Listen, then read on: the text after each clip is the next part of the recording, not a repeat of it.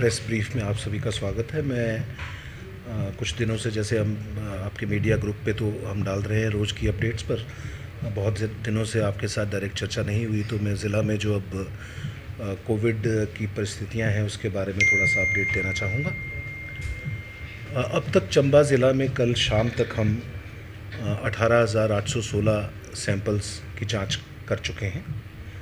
अभी ये जांच 3 तरीके से चल रही है। एक जो गोल्ड स्टैंडर्ड है RT-PCR, वो तो काफ़ी दिनों से चल रहा है, और पिछले 4-5 दिनों से हमने जो कंटेनमेंट जोन्स हैं और कुछ कैटेगरीज़ जो यहाँ पे एडमिटेड पेशेंट्स हैं उनमें रैपिड एंटीजन टेस्ट जो है वो शुरू किया है।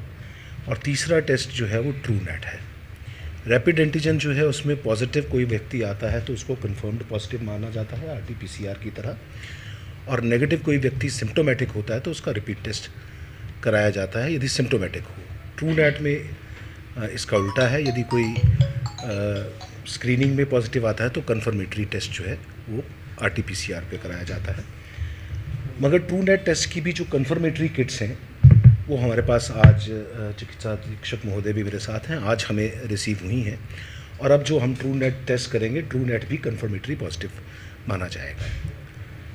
अभी तक जो 18,816 टेस्ट हुए हैं उसमें से 291 टेस्ट हमने पिछले 4-5 दिनों में रैपिड एंटीजन टेक्निक के माध्यम से किए हैं। 748 जो हैं वो ट्रूनेट टेक्निक से किए हैं, और बाकी के जितने टेस्ट हैं वो RT-PCR से किए गए हैं। आज सुबह तक की जो स्थिति है उसके अनुसार अभी तक ज़िला में 639 कुल मामले पॉजिटिव पाए गए। आज जो हमारे कल टेस्ट गए थे उसमें 26 नई रिकवरीज हुई हैं, और उसके बाद एक्टिव केसेस की संख्या घटकर अब ज़िला में 129 रह गई है, और 501 लोग हैं जो अभी रिकवर्ड हैं, स्वस्थ होकर अपने घरों में सामान्य जीवन व्यतीत कर रहे हैं। ये जो हमारी रिकवरी रेट है अब ज़िला में 78.5% के आसपास है आज के रिकवरी के बाद। अभी तक जो हमारा ज़िला में टेस्टिंग रेट है वो भी 32 पर 1000 पॉपुलेशन के आसपास है, जो कि प्रदेश एवरेज से अच्छा ही है। 3 लोग हमारे जो पॉजिटिव थे वो यहाँ से माइग्रेट आउट कर गए हैं, और 5 जो डेथ्स हैं ज़िला में वो अभी तक कोविड रिलेटेड डेथ्स हुई हैं। पिछले कल जो हमारे 115 सैंपल RT-PCR पे गए थे उसमें से 36 फॉलोअप सैंपल थे, जिसमें मैंने बताया 26 नेगेटिव आए, 10 पॉजिटिव अभी चल रहे हैं। उनके 5 दिनों के बाद दोबारा सैंपल लिए जाएंगे। बाकी 79 नए सैंपल थे, जिसमें 73 सैंपल जो है नेगेटिव हैं। एक तकनीकी कारणों से रिजेक्ट किया गया है, और 5 की रिपोर्ट दोपहर बाद आना अपेक्षित है, वो अभी अंडर प्रोसेस है। अभी जो 129 मामले हैं उसमें से जो एक्टिव केसेस हैं आज की तिथि में जो हमारे कोविड केयर सेंटर हैं उनमें 28 लोग हैं, जिसमें डाइट सरू के कोविड सेंटर में 25 लोग हैं, और ट्राइबल भवन में 3 लोग हैं। जो हमारा district Covid health care facility है DCHC सिविल अस्पताल डलहौजी, वहाँ आज की तिथि में 6 लोग उपचाराधीन हैं। 2 व्यक्ति यहाँ से रेफ़र होकर डिस्ट्रिक्ट कोविड हेल्थ हॉस्पिटल, जो हमारा चिन्हित धर्मशाला हॉस्पिटल है, जोनल अस्पताल, वहाँ पे हैं, और 91 व्यक्ति होम आइसोलेट या इंस्टीट्यूशनल आइसोलेशन में स्वास्थ्य लाभ प्राप्त कर रहे हैं, और सभी लोग अभी तक एसिम्प्टोमेटिक हैं। मिलिट्री अस्पताल में भी 2 लोग अभी उपचाराधीन हैं जो मिलिट्री से बैकग्राउंड से रिलेटेड हैं। पिछले कुछ दिनों में ये सब सर्वविदित है कि देश में, प्रदेश में और ज़िला में भी नए केसेस आने की संख्या जो है बढ़ी है। हमारी टेस्टिंग भी डिफरेंट टेक्निक से, पहले हमें कंटेनमेंट जोन्स में सैंपल लाना ले जाना दिक्कत होती थी। अब जो रैपिड एंटीजन टेस्टिंग है ये हम point of care rapid test है, जो वहीं पर हो जाता है, और 15 से लेकर 30 मिनट के अंदर इसकी रिपोर्ट उपलब्ध हो जाती है। हर रोज़ हम 80-90 के आसपास इस टेस्ट के द्वारा लोगों की जांच कर रहे हैं। तो ये अपेक्षित ही है कि थोड़ी मामलों की संख्या में वृद्धि होगी, मगर बहुत आवश्यक है कि कॉम्प्लिकेशन या डेथ जो है वो प्रिवेंट की जाए। उसके लिए दो चीज़ें बहुत आवश्यक हैं।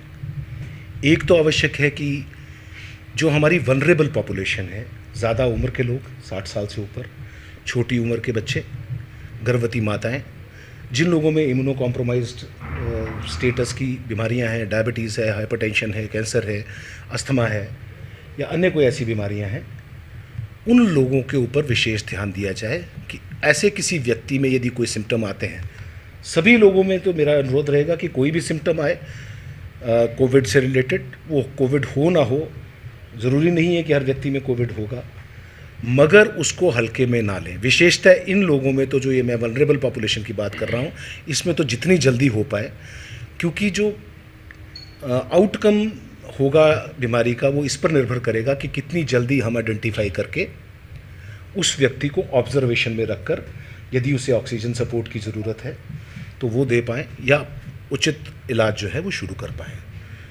तो ये बहुत ज़रूरी है कि ऐसे लोगों की पहचान की जाए। और सिम्टम्स, लक्षण इसमें वही हैं: बुखार, गले में खराश, खांसी, सांस फूलना, कई बार कुछ लोगों में जो सूंघने की शक्ति है वो कम हो जाती है, टेस्ट की सेंसेशन कम हो जाती है, जनरलाइज्ड बॉडी एक्स रहना। तो ऐसे किसी भी लक्षण में उसे हल्के में ना लिया जाए। 104 हेल्पलाइन पे सूचित करें, नज़दीकी आशा कार्यकर्ता, स्वास्थ्य कार्यकर्ता या नज़दीकी अस्पताल में सूचित करें। ज़रूरत होगी तो उनका इमीडिएटली टेस्ट कराया जाएगा और समय पर उनकी जो है उचित इलाज की सुविधा उपलब्ध कराई जाएगी। हमारा ये भी प्रयास है कि जो लोग कोविड केयर सेंटर्स में रह रहे हैं या district Covid health care facility में है ज़िला के अंदर, उनको जो सुविधाएं मिल रही हैं वो उचित सुविधाएं दी जाएं। इसके लिए हमने मॉनिटरिंग का मैकेनिज़्म भी बनाया है। नोडल अफसर जो चिन्हित हैं उन्हें आदेश हैं कि वो हर रोज़ डेली बेसिस पर मॉनिटरिंग करें कि खाना, सफाई व्यवस्था वहाँ उचित रहे। ये बहुत इम्पॉर्टेंट है कि क्योंकि किसी को हम घर से ला रहे हैं, कोई एसिम्प्टोमेटिक भी है, तो उसे उचित सुविधाएं जो हैं वो रहें। मेरे कार्यालय में भी हमने एक अधिकारी की ड्यूटी लगाई है जो डेली बेसिस पे टेलीफोन पे कांटेक्ट करता है और ये सुनिश्चित करता है कि उन्हें उचित सुविधाएं मिले। DCHC जो हमारा डलहौजी है, मुझे बताते हुए खुशी होती है कि वहाँ पर हमने मैनीफोल्ड जो है सेंट्रलाइज्ड ऑक्सीजन सिस्टम 3 दिन पहले फंक्शनल करा दिया है CPWD के माध्यम से। वेंटिलेटर भी वहाँ 10 वेंटिलेटर्स की सुविधा है। वेंटिलेटर की ट्रेनिंग भी डॉक्टरों की हुई है, एक बैच डॉक्टर्स का अभी भी ट्रेनिंग पे जा रहा है। ऑक्सीजन कंसनट्रेटर, ऑक्सीजन सिलेंडर्स पर्याप्त मात्रा में वहाँ उपलब्ध हैं।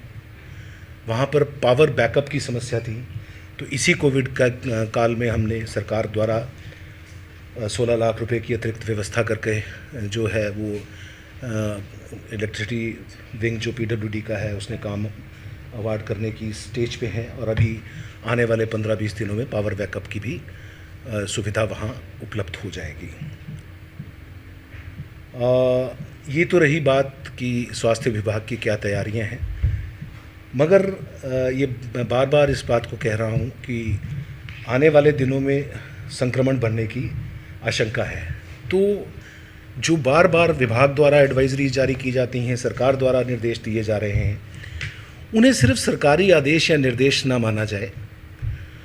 अपने आप को बचाने के लिए, परिवार को बचाने के लिए और समाज को बचाने के लिए हमारी भी व्यक्तिगत जिम्मेवारियां हैं।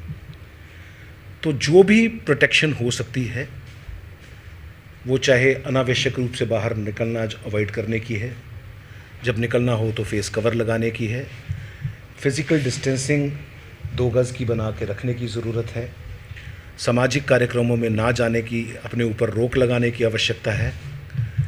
कोई लक्षण आता है अपने आप में किसी परिवार के सदस्य में तो एकदम सूचित करने की है। इन सभी चीज़ों को हम महत्व दें ताकि जो संक्रमण की संभावना है उसे कम से कम किया जा सके। हालांकि ये भी सत्य है कि अभी तक कोई मृत्यु दर बहुत अधिक नहीं है, मगर बाकी ज़िलों में भी अभी कुछ केसेस आ रहे हैं जहाँ पे यंग एज में बिना किसी कोमॉर्बिड की कंडीशन के भी डेथ्स हो रही हैं।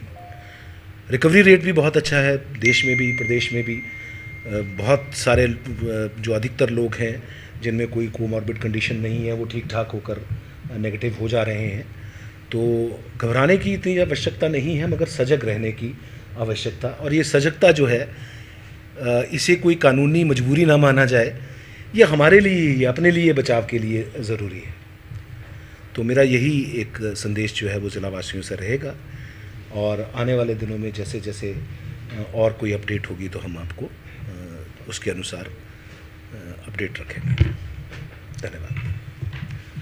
यहाँ हीन भावना से देख रहे हैं, ये बहुत ही गलत बात है, बिकॉज़ जो व्यक्ति एक बार जो संक्रमित है उसे भी हीन भावना से देखने की तो कोई आवश्यकता नहीं है, तो बिकॉज़ चाहकर किसी ने संक्रमण नहीं लिया, मगर जो स्वस्थ हो जा रहा है वो तो पूर्णतः स्वस्थ है। जो नेगेटिव आता है वो 100% उसके बाद किसी को इन्फेक्ट नहीं कर सकता, और रादर वो उनमें एंटीबॉडीज़ डेवलप हो जाती हैं, और वो लोग एक हमारा पूल हैं जो हेल्दी पॉपुलेशन है, जो कल को हमारी पूरे समाज में हर्ड इम्यूनिटी बनाने में योगदान देंगे। तो मेरा ये सभी से अनुरोध रहेगा कि ऐसी किसी भी उनको डिफरेंट एंगल से ना देखा जाए, कोई भी उनसे हीन भावना से उनसे पेश ना आना चाहिए।